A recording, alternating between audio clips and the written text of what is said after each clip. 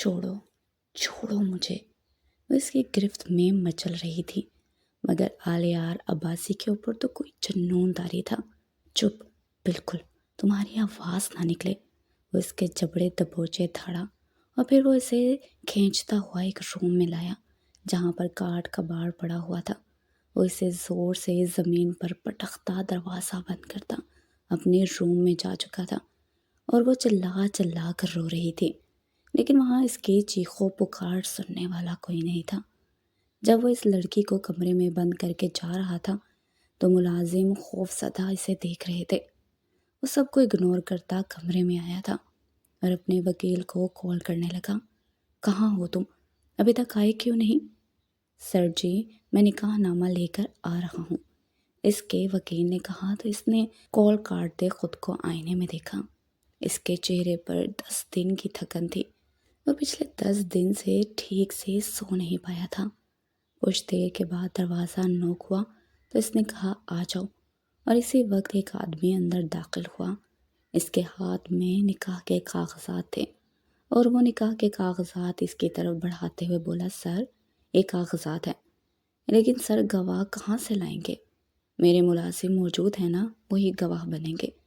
وہ سرد اور سپاٹ لہجے میں بولتا واپس پلٹا اور اس اسٹور میں آیا جہاں وہ لڑکی گھٹنوں میں سر دیے بیٹھی تھی۔ اس کی چادر ڈھلک کر کاندھوں پر آ گئی تھی۔ دروازہ کھلنے پر وہ ایک جھٹکے سے کھڑی ہوئی اور اس کی طرف آئی اور ہاتھ جوڑ کر کہنے لگی، پلیز مجھے جانے دو، میرے بابا مر جائیں گے، ان کی حالت پہلے ہی بہت خراب ہے۔ آلیار نے غصے سے اس کی طرف دیکھا اور کہا، تو میں کیا کروں؟ میری طرف سے تمہارا پورا خاندان چاہے مر جائے، مجھے کوئی پرواہ نہیں۔ وہ اس کے گریبان کو پکڑ کر چلانے لگی، میں تمہیں جان سے مار ڈالوں گی۔ آلیار نے اس کے ہاتھ جکڑتے ہوئے اس کے چہرے پر ایک کھینچ کے تھپڑ مارا اور وہ اوندے منہ زمین پر گری تھی۔ پھر آلیار نے بالوں سے پکڑ کر اسے کھڑا کیا، اگر تم چاہتی ہو کہ تم جلد از جلد اپنے والدین سے جا کر ملو تو پھر تم یہی کرو کہ ابھی اور اسی وقت مجھ سے نکاح کرو۔ آلیار کی بات پر اس نے بے یقینی سے اسے دیکھا۔ نکاح؟ نہیں، میں نہیں کروں گی نکاح۔ وہ بدک کر پیچھے ہوتے ہوئے بولی، تو ٹھیک ہے، میں ایسے ہی تمہارے ساتھ سہاگ رات منا لیتا ہوں، مجھے کوئی پرابلم نہیں، لیکن کیا ہے نا کہ میری والدہ کہتی ہے کہ کسی غیر عورت کو چھونا انگارے کو چھونا ہوتا ہے، اس لیے میں تمہیں اپنی بیوی بنا کر چھونا چاہتا ہوں، لیکن تمہیں شاید ویسے ہی چھونا پسند ہے، تو چلو ایسے ہی صحیح، تم بے شک نکاح نہ کرو۔ رفت بھی اسے تیار کر کر میرے کمرے میں ایسے ہی بھیج دیجیے گا۔ وہ کہتے ہوئے مڑا تو وہ تڑپ کر اس کی طرف بڑھی، پلیز مجھے جانے دو، میں ایسی لڑکی نہیں ہوں، آپ کو ضرور کوئی غلط فہمی ہوئی ہے۔ وہ اس کے سامنے ہاتھ جوڑ کر بولی، تو ٹھیک ہے، نکاح کے لیے ریڈی ہو کر باہر آ جاؤ۔ وہ کہتا باہر نکل گیا، جبکہ وہ وہیں بیٹھ کر آنسو بہاتی رہی۔ کچھ دیر کے بعد رفت بھی اسے لے کر آ گئی۔ ایجاب و قبول کے بعد وہ اسے لے کر ملازموں والے کمرے میں آیا جو کہ خالی تھا، اور اسے کھینچ کر بیڈ پر گراتا دروازہ دھاڑ سے بند کرتا مڑا تو وہ خوف زدہ نگاہوں سے دیکھنے لگی۔ آلیار عباسی نے اسے غور سے دیکھا۔ وہ سمپل سی لڑکی تھی، تیل میں چوپڑے بال اور جسم سے پسینے اور لہسن بو کی سمیل بھی آ رہی تھی۔ تم جیسی لڑکیوں کو آلیار عباسی اپنی ملازمہ بھی نہیں رکھتا، مگر دیکھا میری مجبوری مجھ سے کیا کروا رہی ہے۔ اور نفرت سے کہتا اسے دونوں بازوؤں سے جکڑے اس کے لبوں پر جھک گیا۔ وہ پہلے تو مزاحمت کرتی رہی، مگر اس کی شدت بری درندگی کے سامنے ہار گئی۔ وہ اسے پوری رات تڑپاتا رہا اور صبح اذانوں کے ٹائم چھوڑتا وہ کمرے سے باہر نکل گیا۔ وہ بیڈ سے اتر کر زمین پر بیٹھی خالی خالی نگاہوں سے سامنے دیکھ رہی تھی۔ پھر وہ صبح ہوتے ہی پھر سے اس کی منت سماجت کرنے لگی، مگر وہ بولا ابھی مکمل سکون نہیں ملا، تم آج رات پھر تیار رہنا۔ پھر وہ اگلے 7 دن تک اسے یوں ہی اذیت دیتا رہا۔ اب تو اس نے رونا بھی چھوڑ دیا تھا، اور وہ صبح اٹھا اور بولا، جاؤ آج سے تم میرے اس محل سے آزاد ہو، اور اسے پکڑ کر گھر سے باہر نکال دیا۔ وہ کیسے بس اسٹینڈ تک پہنچی وہی جانتی تھی، اور جب وہ گھر پہنچی تو اس کی آپا اسے سینے سے لگائے تڑپ تڑپ کر روتی۔ وہ جس دن کڈنیپ ہوئی تھی اس دن اپنے آفس ٹور پر جا رہی تھی، اور جانے سے پہلے اس نے سنبل آپا کو فون کر دیا تھا۔ اماں، ابا، اس نے سرسراتے لہجے میں پوچھا۔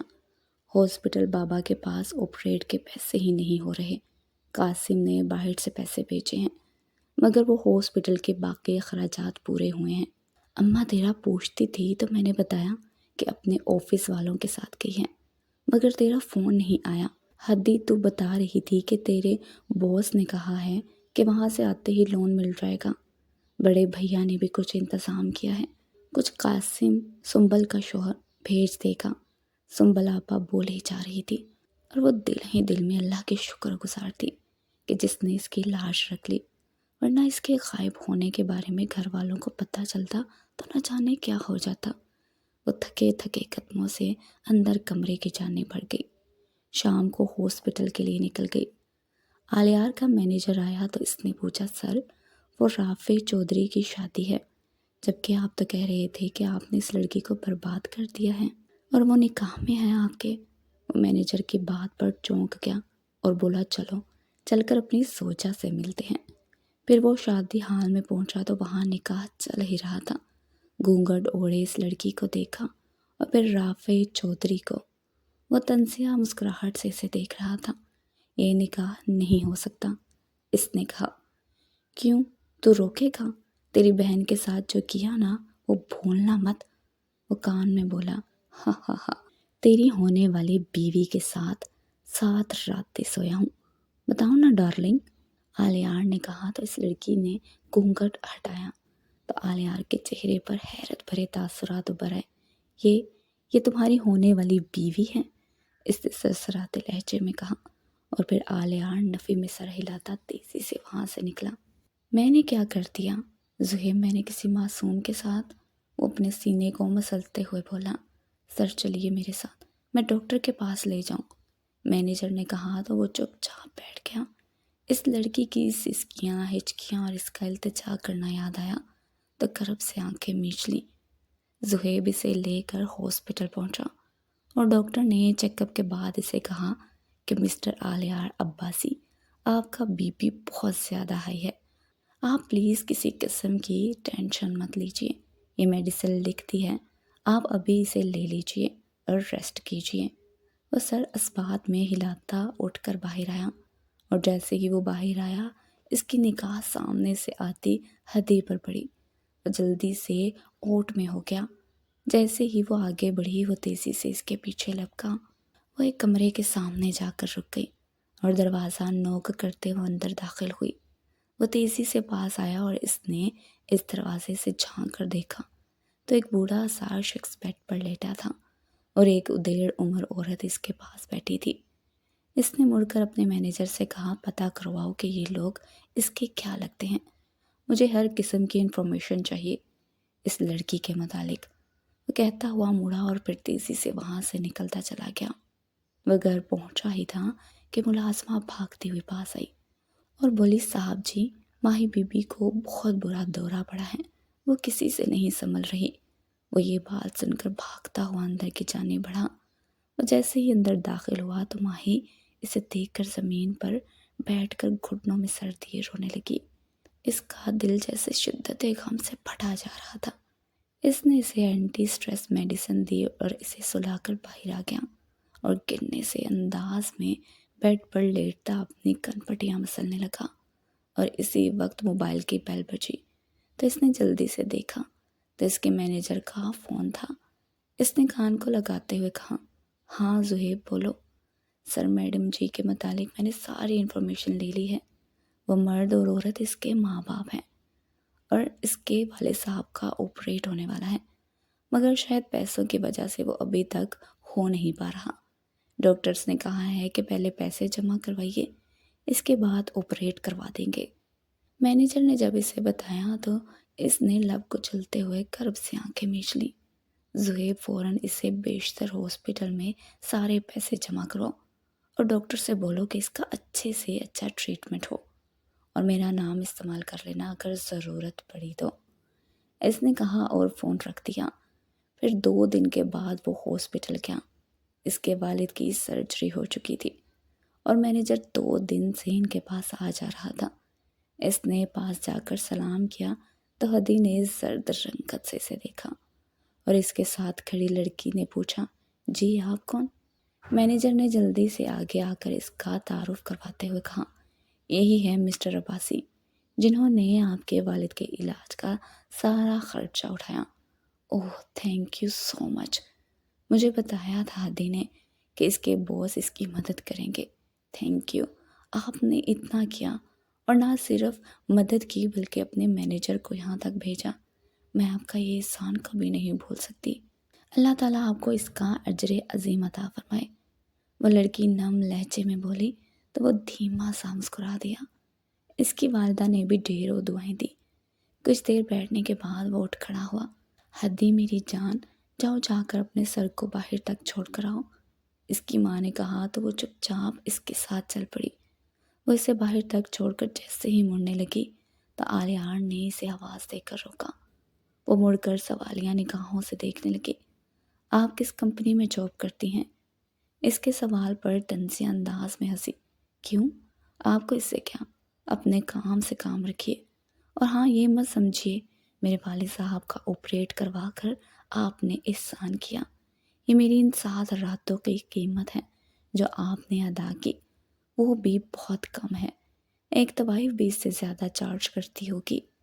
پتہ ہے میرے باس کی نیت بھی خراب ہی ہے مجھ پر، مگر میرے لیے دی انداز پہ وہ خود کو روکے ہوئے ہیں، مگر بہانے سے چھو ہی لیتا ہے۔ اب مجھے پتہ چل چکا ہے کہ ایمانداری سے کام کی اہمیت نہیں، جسم بیچو اور پیسہ کماؤ۔ تھینک یو مجھے ایک راستہ دکھانے کے لیے۔ وہ بولتی ایک جھٹکے سے مڑ کر وہاں سے چلی گئی۔ وہ سنسا کھڑا اس کے نگاہوں کے اوجھل ہونے تک دیکھتا رہا، اور پھر اس نے اگلے دن معلوم کیا تو اسے پتہ چلا کہ وہ ایک چھوٹی موٹی سی کمپنی ہے۔ بہت پہلے اس کمپنی کا ایک نام تھا، مگر پچھلے 3 سال سے وہ لاس میں جا رہی تھی۔ وجہ اس کے اونر ارباز رانا کا کرپٹ ہونا تھا، اور اسی وجہ سے کوئی اسے پروجیکٹ میں شامل نہیں کرتا تھا۔ وہ یہ رسک لینے کا سوچ چکا تھا کیونکہ اسے آج ہدی کی آنکھوں میں بغاوت دکھی تھی، اور اسے ڈر تھا کہ کہیں وہ غلط راہ پر نہ چل پڑے۔ پھر اس کے ساتھ فون پر بات کر کے اس نے کل کی میٹنگ رکھ لی۔ اور جب وہاں پہنچا تو جیسے ہی اندر داخل ہوا تو ارباز رانا خاتی کے ہاتھ کو پکڑے پامسٹ بنا کچھ اسے بتا رہا تھا۔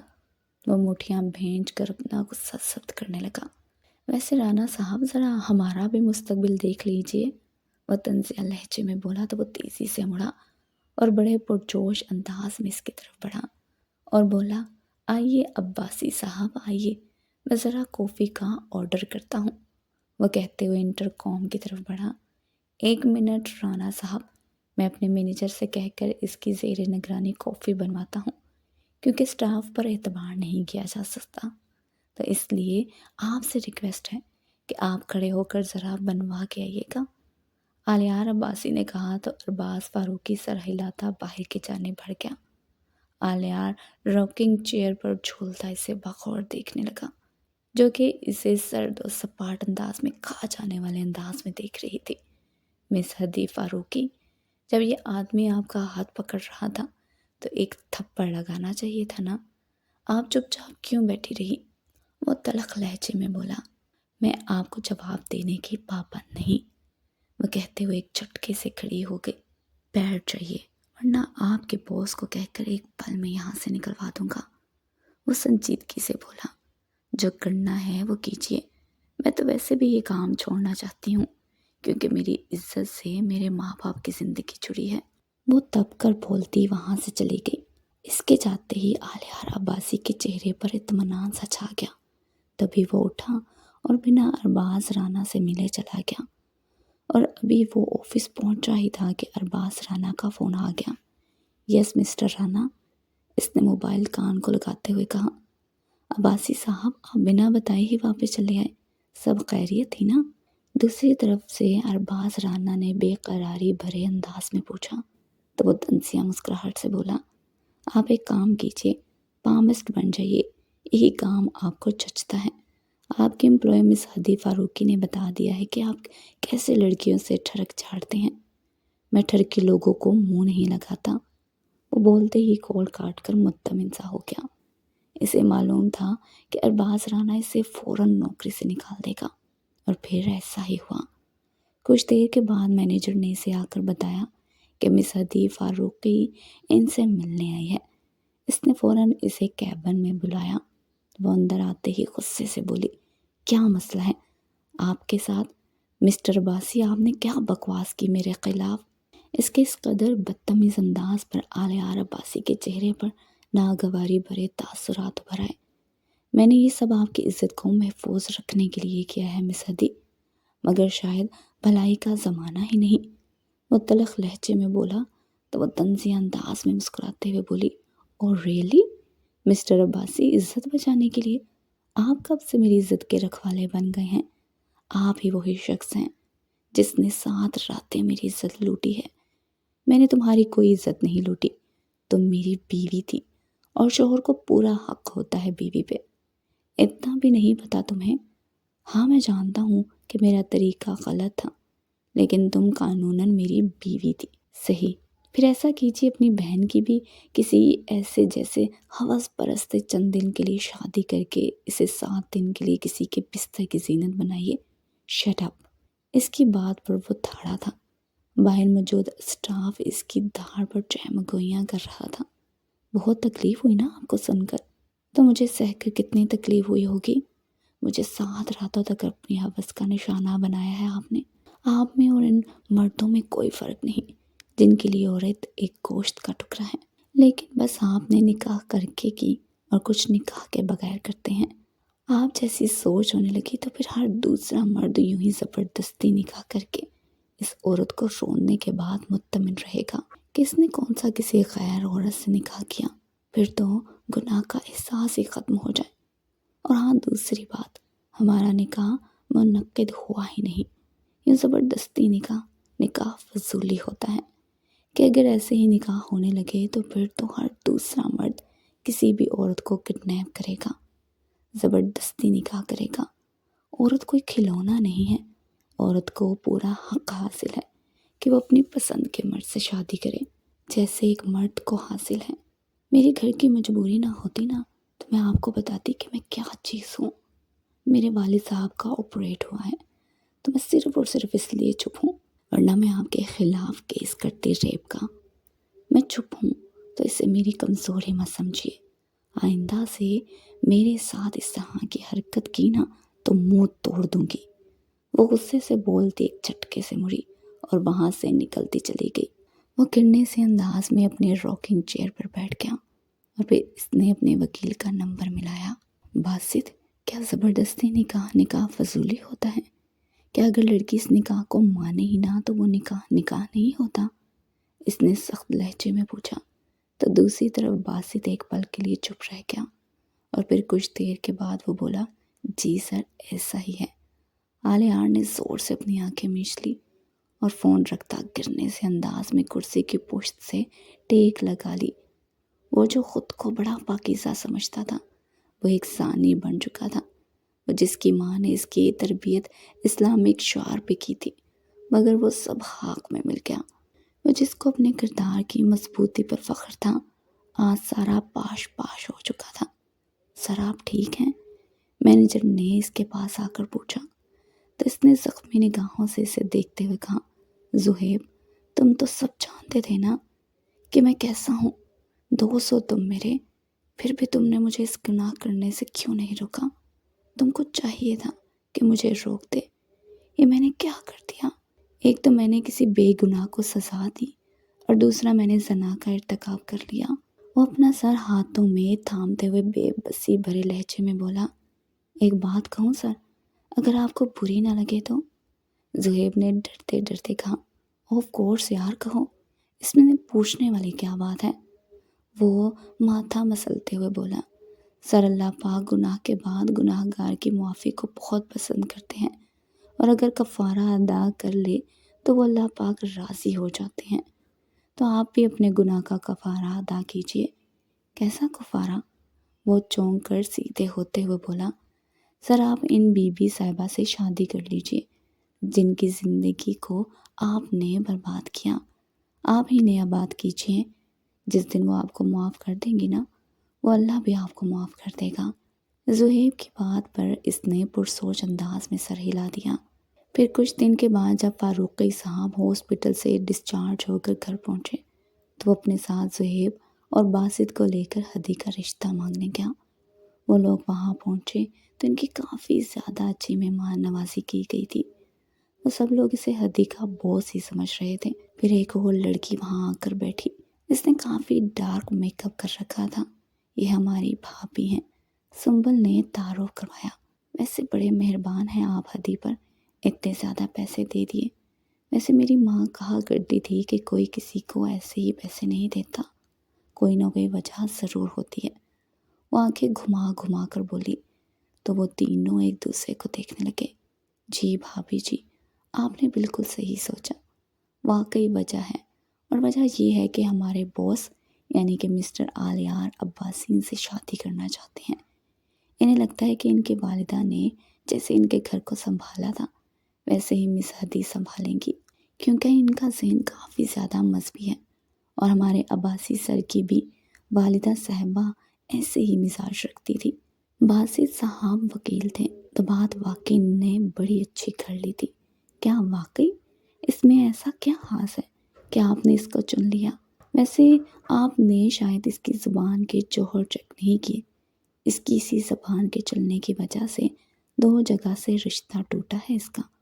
پتہ بھی ہے وہ لوگ جہیز کی ڈیمانڈ کر رہے تھے اور میڈم صاحبہ نے کھری کھری سنا کر اپنا رشتہ تڑوا لیا، مگر شادی نہیں کی۔ ایسی زبان دراز لڑکی کے ساتھ شادی کرو گے نا تو گھر مزید جہنم بن جائے گا۔ اس کی بھابھی کے ہر انداز سے تنفر جھلک رہا تھا۔ ویسے غالباً مجھے دیکھ کر لگ رہا ہے کہ ان کی زبان آپ سے کافی زیادہ کم چلتی ہے، کیونکہ یہ تو شاید بہت کم بولتی ہیں، لیکن میں کب سے دیکھ رہا ہوں کہ آپ کی زبان رک ہی نہیں رہی۔ زہیب نے طنزیہ لہجے میں کہا تو سنبل کی ہنسی چھوٹ گئی۔ باقی سب بھی دبی دبی مسکراہٹ سے دیکھ رہے تھے، سوائے ہدی کے۔ وہ تو آنکھوں ہی آنکھوں سے اسے نکلنے کو تیار تھی۔ خیر یہ باتیں تو ہوتی رہیں گی۔ آپ بتائیے انکل جی کہ ہم لوگ بارات کب لے کر آ سکتے ہیں؟ زہیب نے پوچھا۔ معاف کیجیے گا بیٹے، ابھی تو ہماری طرف سے ہاں ہی نہیں ہوئی اور آپ بارات لے کر آنے کی بات کر رہے ہیں۔ میں نے کبھی بھی اپنے بچوں کی اجازت کے بغیر کوئی فیصلہ نہیں کیا۔ سب سے اہم تو ہدی کی رضامندی ہے، یہ راضی تو ہم راضی۔ فاروقی صاحب بولے تو آلیار نے بے اختیار اسے دیکھا اور اس سرد اور سپاٹ چہرے پر نہ ہی نظر آ رہا تھا۔ پھر 2 دن گزر گئے اور تیسرے دن فاروقی صاحب نے اس رشتے کے لیے ہاں بول دی۔ پھر 1 ہفتے کے بعد وہ اپنے چند آدمی لے کر وہاں پہنچا۔ اس کے گھر میں کافی مہمان تھے۔ آلیار کی دولت خوبصورتی کا چرچا ہو رہا تھا، اور یہاں تک کہ جو جوڑا شادی کا بھیجا، اس جوڑے کو دیکھ کر سب حیران تھے۔ وہ لہنگا تھا ہی بہت خوبصورت۔ نکاح کے بعد ہدی کو باہر لایا گیا، اس نے گھونگھٹ اوڑھ رکھا تھا۔ پھر سنبل نے دودھ پلائی کی رسم کی تو زہیب نے اس کے اشارے پر 10 لاکھ کیش نکال کر تھمایا تو سب نے اپنی انگلیاں دانتوں تلے دبا لی۔ پھر وہ ہدی کو رخصت کروا کر عباسی ہاؤس لائے تو پورا عباسی ہاؤس برقی کمکموں سے سجا تھا۔ پورٹ سے اندر تک پھولوں کا کارپٹ بچھایا گیا تھا۔ اس جیسے گھر کو پانا خوش نصیبی کی بات تھی، لیکن ہدی کو اس گھر کے مالک کے کردار سے ہلکا ہونے کا درد بہت تھا۔ اس کا شوہر ہوس پرست تھا، یہ چیز اسے تڑپا رہی تھی۔ اس کی چادر اتاری گئی تو وہ اسے دیکھ کر ٹھٹک گیا۔ وہ کسی گڑیا کے جیسی لگ رہی تھی۔ اس کا رنگ بھلے گندمی تھا، مگر اس کے نقش قدرت نے بڑے پیارے بنائے تھے۔ سر اب ہمارا کام ختم، آگے آپ نے سنبھالنا ہے، ہم چلتے ہیں، زہیب نے کہا، اور پھر وہ اور باسط چلے گئے۔ رفت بی نے دوسری ملازمہ کی مدد سے اسے آلیار عباسی کے روم میں پہنچایا تو وہ روم اس روم سے الگ تھا جس میں وہ رہتی تھی۔ اس روم میں ہر چیز ڈارک تھی۔ اسے عجیب سی گھٹن ہوئی۔ حالانکہ وہ بہت خوبصورت تھا، لیکن اسے نہ جانے اس شخص سے گھن تھی، تو اس کی ہر چیز سے گھن آ رہی تھی۔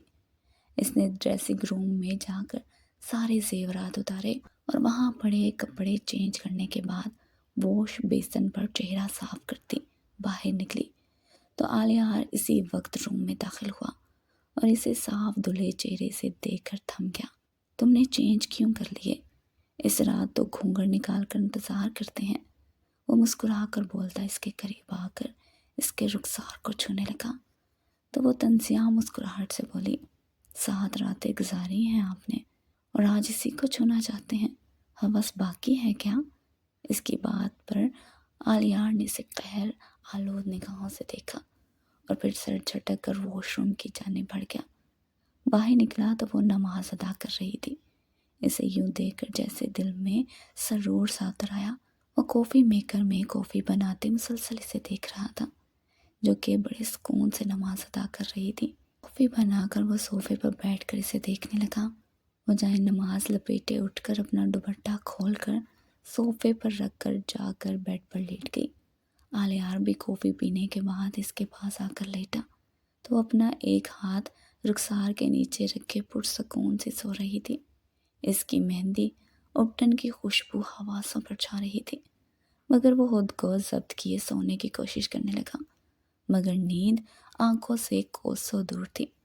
صبح کی نماز ادا کرنے کے بعد اس نے بے خبر سوئی ہوئی ہدی کو دیکھا اور اس کے قریب جا کر آواز دی تو وہ آنکھیں ملتے ہوئے اٹھ کر پہلے ادھر ادھر دیکھنے لگی، پھر اٹھ کر وضو کرنے چلی گئی۔ نماز کے بعد وہ ماہی کے پاس آیا جو کہ گمسم سی باہر دیکھ رہی تھی۔ کیسا ہے میرا بچہ؟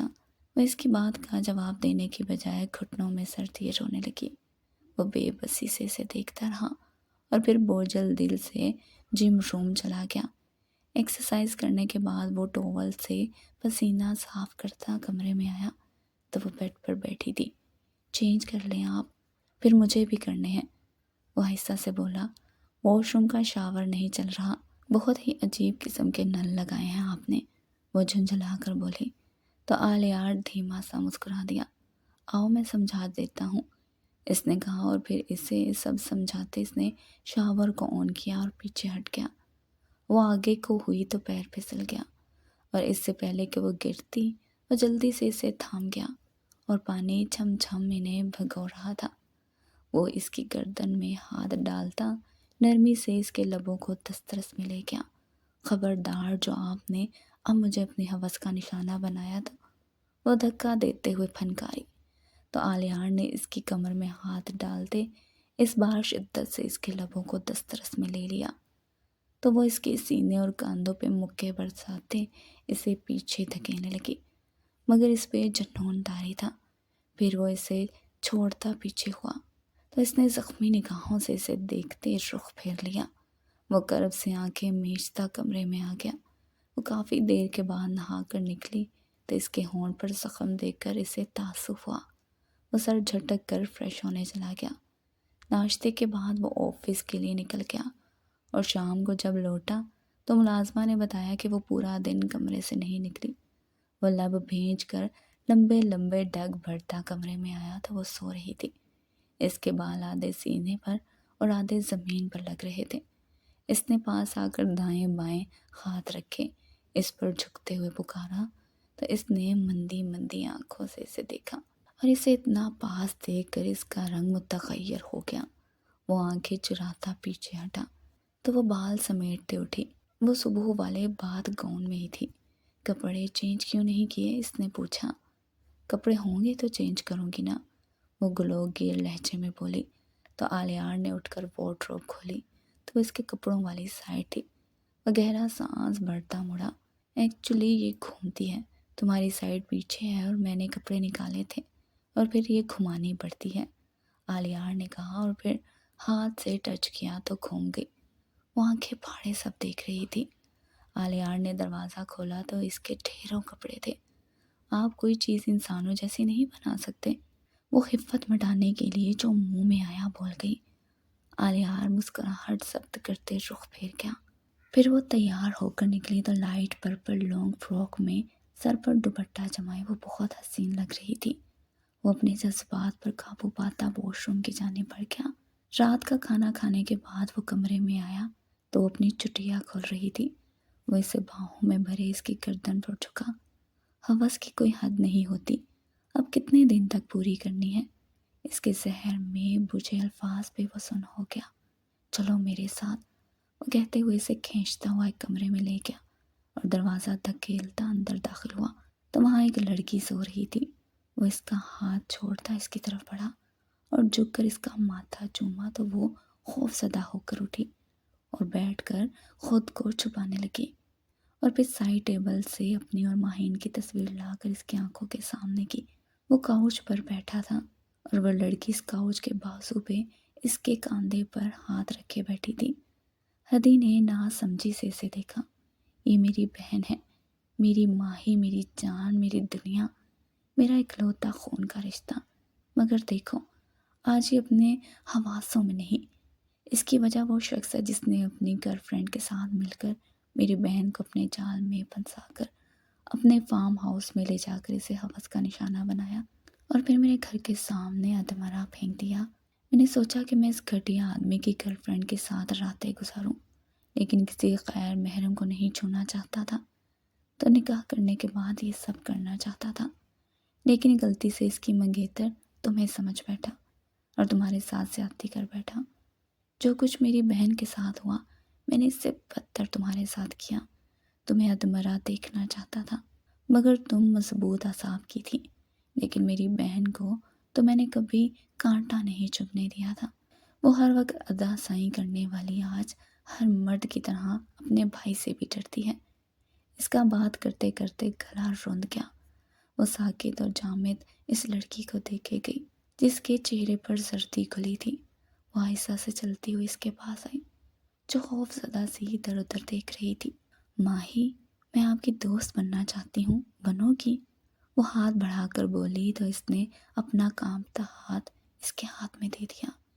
پھر وہ اس کی گود میں چہرہ چھپائے تڑپ کر رونے لگی۔ اس سے بچا لو، مجھے اس سے بچا لو، وہ چیخ کر آلیار کی طرف اشارہ کرنے لگی اور آلیار تیزی سے کمرے سے نکل گیا۔ وہ اسے ریلیکس کرنے لگی اور وہ روتے ہوئے اپنے زخم دکھا رہی تھی۔ اس کے جسم پر سگریٹ کے نشان تھے اور جگہ جگہ کاٹا گیا تھا کہ وہ ہنسی ہنسی آنکھیں میچ گئی۔ وہ اسے بامشکل پرسکون کر کے اسے سلانے کے بعد کمرے میں آئی تو آلیار وہاں پر موجود نہیں تھا۔ وہ اسے ڈھونڈتے ہوئے لون میں آئی تو وہ وہاں کین کی کرسی پر بیٹھا سگریٹ سے اپنا دل جلا رہا تھا۔ آپ ٹھیک ہیں آلیار؟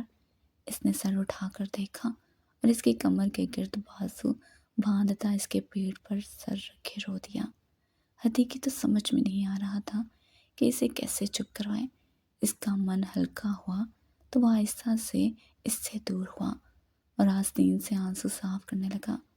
وہ اس کے سامنے والی چیئر پر بیٹھتے ہوئے بولی، اس کے رونے سے آپ اس طرح وہاں سے چلے آئے، یہ بات ٹھیک نہیں ہے۔ اس کا ڈر کبھی ختم نہیں ہوگا تو کیا کروں؟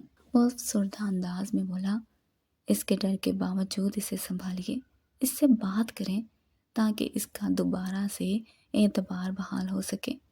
ہم اسے مل کر اس ٹراما سے نکالیں گے تاکہ وہ دنیا کے ہر مرد کو یکساں نہ سمجھے۔ میں آپ کی اس میں بھرپور مدد کروں گی اور وہ دیکھیے گا انشاءاللہ پہلے جیسی ہو جائے گی۔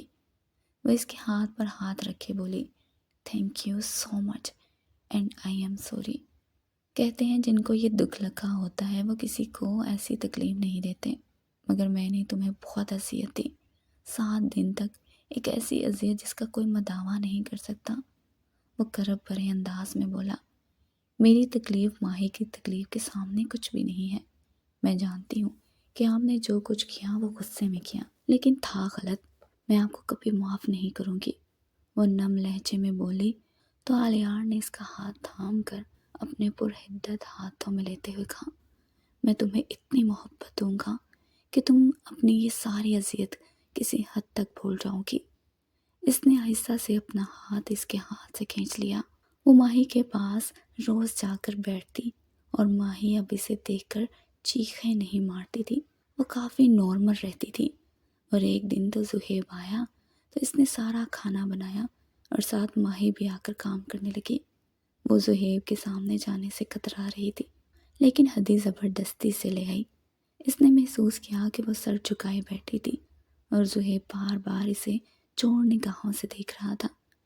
رات کو وہ کمرے میں آئی تو کمرے میں اندھیرا تھا اور اسی وقت لائٹس آن ہوئی تو وہ پھولوں سے مہکا کمرہ دیکھ کر چونکی اور ٹیبل پر کیک پڑا تھا۔ ہیپی برتھ ڈے ٹو یو، وہ گنگناتے ہوئے اس کی طرف آیا اور پھر اس کا ہاتھ تھامے کیک کے پاس لے آیا۔ کیک کاٹنے کے بعد اس نے ایک مخمل لی کیس کھول کر اس کے سامنے رکھا تو اس میں ڈائمنڈ نیکلس تھا۔ وہ اسے تھما کر واپس پلٹنے لگا تو ہدی نے اس کا ہاتھ تھام کر روکا۔ یہ لائے ہیں تو پہنا بھی دیجیے۔ اس کی اس بات پر وہ اسے بے یقینی سے دیکھنے لگا۔ وہ خود ہی اپنے بال آگے کرتی اس کی طرف پیٹ کر کے کھڑی ہو گئی۔ آلیار نے نیکلس پہنانے کے بعد اس کی گردن پر لب رکھے تو وہ تیزی سے مڑتی اس کے گلے سے لگ گئی۔ وہ اسے گود میں اٹھائے بیڈ پر لا کر اس کے لبوں پر جھک گیا۔ پوری رات وہ اسے اپنے محبت کی بارش میں بھگوتا رہا۔ صبح فریش ہونے کے بعد وہ مسجد جانے سے پہلے اس پر جھکا اور اس کے ماتھے پر بوسہ دیتے کمرے سے باہر نکل گیا۔ وہ سورج نکلنے کے بعد جب کمرے میں داخل ہوا تو وہ ڈریسنگ کے سامنے کھڑی بال بنا رہی تھی۔ گڈ مارننگ میری جان، ویسے آج تو بہت پیاری لگ رہی ہو، وہ اس کے رخسار سے رخسار مس کرتے ہوئے بولا۔ اور ریلی آج ہی پیاری لگ رہی ہوں، اس سے پہلے نہیں لگتی تھی کیا؟ اس نے شرارتی انداز میں کہا تو وہ دھیما سا مسکرا دیا۔ اب آپ ہم سے تعریف سننا چاہ رہی ہیں مسز آلیار عباسی؟ وہ اس کا رخ اپنی طرف کرتے ہوئے اس کے ماتھے سے ماتھا ٹکا کر بولا۔ تو آپ نہیں کریں گے کیا؟ ہمارا پورا حق بنتا ہے کہ ہم آپ کے منہ سے تعریف سنیں مسٹر آلیار عباسی۔ وہ اسی کے انداز میں بولی تو وہ کہکا لگا کر ہنس پڑا۔ کہو تو پھر تعریف کروں؟ رات کی طرح وہ معنی خیز انداز میں بولا تو وہ جلدی سے پیچھے ہوتے ہوئے بولی، جی نہیں، میرا ایسا کوئی ارادہ نہیں فی الحال تو۔ وہ مبہم سے انداز میں مسکرا دیا۔ تیار ہونے کے بعد وہ آفس سے نکل گیا اور شام کو جب وہ واپس آیا تو زہیب وہاں پر بیٹھا ہوا تھا۔ ارے تم یہاں خیریت سے؟ وہ چونک کر بولا۔ جی میں نے بلایا ہے انہیں، خدیجہ چائے رکھتے ہوئے بولی۔ کیوں خیریت سے؟ وہ چونکا۔ کیا میں پوچھ سکتی ہوں کچھ آپ سے زہیب بھائی؟ ہدی نے سنجیدگی سے کہا تو وہ سر اس بات میں ہلا گیا۔ آپ ماہی سے شادی کریں گے؟ اس کی بات پہ وہ دونوں ہڑبڑا سے گئے۔ یہ کیا بات کر رہی ہو؟ ایسا ناممکن ہے۔ کیوں ناممکن ہے آلیار؟ کیا اس لیے کہ زہیب آپ کے انڈر کام کرتا ہے؟ اس نے پوچھا۔ نہیں یہ بات نہیں ہے، میں تو یہی چاہتا تھا کہ وہ زہیب سے شادی کرے، مگر وہ زہیب کو پسند نہیں کرتی۔ آلیار نے تھکے تھکے انداز میں کہا۔ کب کہا یہ سب اس نے؟ وہ حیرانگی سے بولی۔ جب اس کے ساتھ یہ حادثہ نہیں ہوا تھا، وہ اس گھٹیا آدمی کے چکر میں پھنسی تھی۔ وہ لب کچلتے ہوئے بولا۔ وہ تب کی بات تھی مگر اب وہ زہیب کو چاہنے لگی ہے شاید۔ ابھی بھی دیکھیے وہ کھڑکی سے ادھر ہی دیکھ رہی ہے۔ اس کی بات پر دونوں نے دیکھا تو وہ پیچھے ہو گئی۔ کیا زہیب بھائی ابھی بھی اسے اپنانا چاہتے ہیں؟ اس نے پوچھا۔ جی بھابھی، میرے نزدیک وہ آج بھی ویسی ہے جیسے وہ تھی، وہ آہستہ سے بولا۔ تو ٹھیک ہے، جاؤ جا کر بات کرو اس سے، ہدی نے کہا تو وہ آلیار کو دیکھنے لگا تو اس نے سر اس بات میں ہلا دیا اور تینوں اس کے روم کی طرف بڑھ گئے۔ وہ دونوں باہر رک گئے اور زہیب اکیلا ہی اندر چلا گیا۔ کچھ دیر وہ اس سے ادھر ادھر کی باتیں کرتا رہا۔ یار پرپوز کیوں نہیں کر رہا یہ؟ آلیار جھنجھلا کر بولا تو اس نے ٹھوکا مارتے ہوئے کہا، شش چپ رہیے۔ پھر زہیب نے گلا کھنکارتے ہوئے جب اس سے کہا، ماہی آپ مجھ سے شادی کریں گی؟ تو کچھ دیر تک وہ ساکت سے اسے دیکھتی رہی اور پھر چہرہ ہاتھوں میں چھپائے رو دی۔ اوکے آپ روئیے مت، میں یہ بات نہیں کروں گا، زہیب گھبرا کر بولا۔ ایم سوری، میں آپ کے قابل نہیں ہوں زہیب، آپ مجھے اچھے لگتے ہیں مگر میں کیسے آپ کا ساتھ پانے کی چاہ رکھوں جبکہ میں اپنی عزت کھو چکی ہوں؟ وہ روتے ہوئے بولی تو زہیب اٹھ کر اس کے قدموں میں بیٹھتے ہوئے بولا، آپ نے ایسا کیسے سوچ لیا ماہی؟ اور جس نے آپ کے ساتھ غلط کیا، عزت اس نے کھوئی آپ نے نہیں۔ پتہ ہے آپ کے خلاف سارے ثبوت مل چکے، سلاخوں کے پیچھے ہے وہ اور اس کی بیوی۔ عزت ان کی کھوتی ہے جو غلط کرتے ہیں، نہ کہ ان کی جو مظلوم ہوتے ہیں۔ وہ بولتا ٹیشو سے اس کے بھیگے گال صاف کرنے لگا تو وہ اس کے ہاتھ کو تھامے اس پر ماتھا ٹکائے رو دی۔ شادی کریں گی پرنسس ماہین عباسی؟ زہیب نے کہا تو اس نے سر اس بات میں ہلا دیا۔ باہر کھڑے وہ دونوں مسکرا دیے۔ پھر ان کی زور و شور سے شادی کی تیاریاں شروع ہو گئیں۔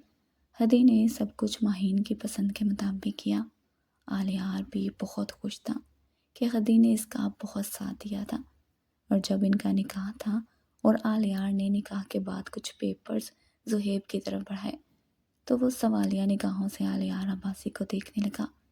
تبھی زہیب بولا، یہ کیا ہے؟ آج سے عباسی انڈسٹری کی 40% کے پارٹنر ہو۔ آلیار عباسی مسکرا کر بولا، نہیں سر، میں یہ نہیں دے سکتا، میں نے اس کی خاطر نہیں کیا، میں نہیں چاہتا کہ آپ میری محبت کو غلط سمجھے، میں آپ کا ایڈوائزر ہی رہوں گا۔ وہ سنجیدگی سے بولا۔ پھر آلیار اور ہدی کے لاکھ منانے پر بھی وہ نہیں مانا، اور آلیار اور ہدی کے دل میں اس کی عزت مزید بڑھ گئی۔ وہ دونوں نم آنکھوں سے اسے دیکھتے مسکرا دیے۔ ہدی بہت خوش تھی۔ اس کی کوششوں سے ماہین زندگی کی طرف لوٹ آئی تھی، اور خود ہدی کی زندگی میں بھی بہار آ گئی تھی۔